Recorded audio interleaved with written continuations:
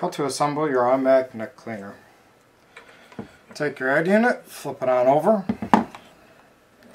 locate your twin wiper blade with the hole at the top, insert it into the slot with the hole that does not have the threads.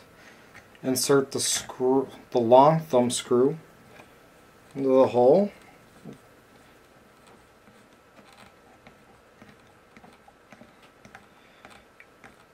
And tighten until snug. Please do not over tighten. Take your clean skimmer cup. Place the head unit on over. Insert the 3 smaller thumb screws into the stabilizer blocks.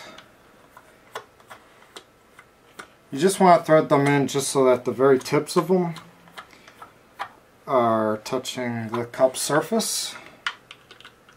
These are intended just to stabilize the head unit as it makes its cleaning rotations.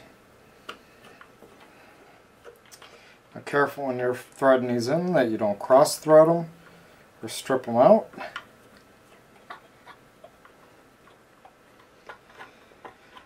And now the unit's ready to be placed over your skimmer. We suggest running for about 15 seconds every 4 to 6 hours.